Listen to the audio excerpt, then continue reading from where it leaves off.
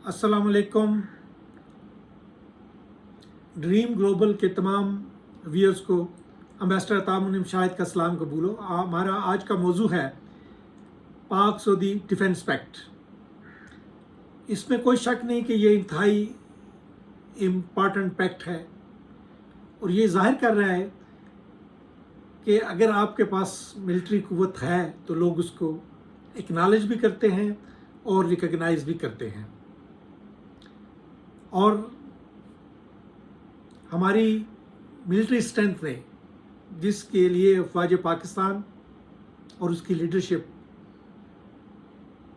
को मैं मुबारकबाद पेश करता हूँ कि उनकी काविशों की वजह से और उनकी मेहनत की वजह से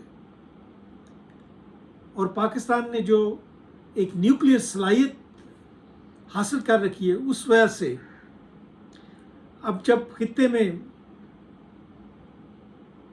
सिक्योरिटी खदशात बढ़ गए हैं और स्पेशली जब कतर पे इजराइल ने अटैक किया तो अरब ममालिक को ये महसूस हुआ कि अगरचे वो बिलियंस ऑफ डॉलर जो हैं वो अमेरिका में इन्वेस्ट कर रहे हैं और अमेरिका का उनके साथ स्ट्रेटेजिक पार्टनरशिप भी है, लेकिन जब वक्त आया तो अमेरिका साइलेंट रहा।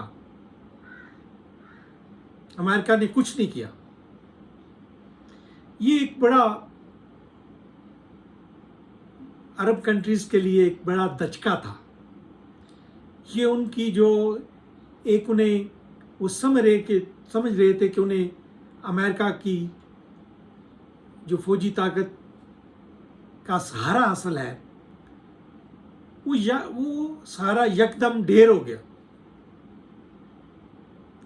तो अब उन्होंने देखा कि इस्लामी ममालिक में अगरचे उनके नेबर में अजीब बड़ा स्ट्रांग कंट्री है, इंडोनेशिया बहुत बड़ा कंट्री है, लेकिन उन्हें इल्म था कि जिसके साथ वो मुआहदा कर सकते हैं और जिससे उन्हें रियल सेफ्टी का सहारा मिल सकता है तो वो तो पाकिस्तानी है।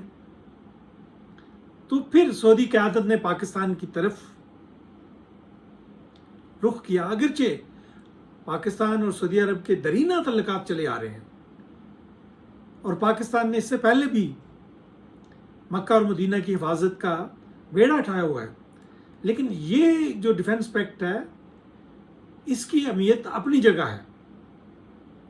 इसे पूरी दुनिया के जो न्यूज़ चैनल हैं या पूरी दुनिया के जो अखबार हैं उन्होंने बड़ा हाईलाइट किया है, क्योंकि वो समझते हैं कि अब सऊदी अरब को पाकिस्तान का जो न्यूक्लियर अम्ब्रेला है उसकी सपोर्ट हासिल हो गई है। और ये मायदा देखें दो तरफा है कि कोई भी कंट्री अगर पाकिस्तान पे अटैक करेगा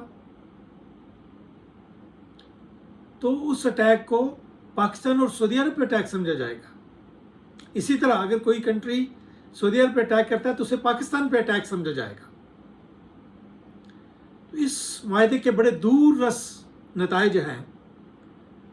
खिते में कुछ कंट्री इससे बेचैन भी हो रहे हैं, कुछ अपने हमारे दोस्त ममालिक भी हैं, उनके अंदर भी थोड़ी बहुत बेचैनी है और हमें कोशिशें करने के लिए ख़ासकर ईरान के जो तफज़ात हैं हमें उसको दूर करना पड़ेगा।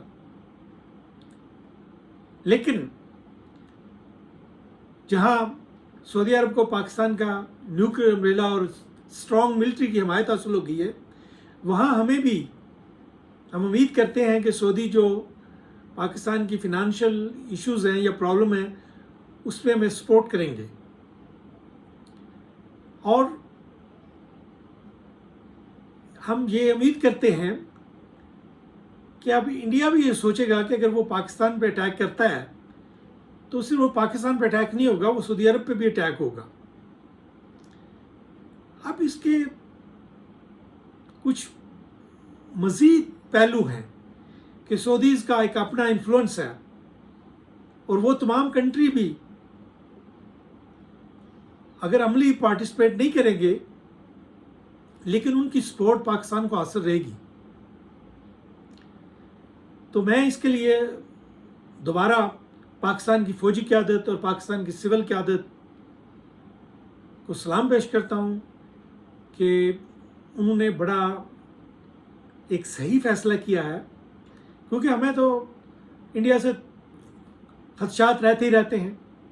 ہمیں تو اب جو اپنی طالبان کے ساتھ یا خارجیز کے ساتھ جو ہماری جنگ ہے وہ بھی جاری ہے، ہماری بی ایل اے کے ساتھ بھی جنگ جاری ہے.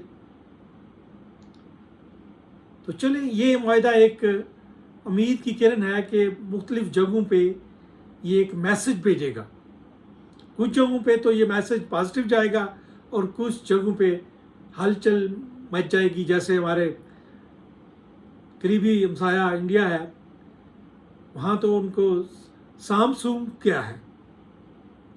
لیکن چلیں پاکستانیوں کے لیے بھی کوئی خوشخبری آئی ہے تو ہمیں اس کو سیلیبریٹ کرنا چاہیے، اس کو اپریشیٹ کرنا چاہیے.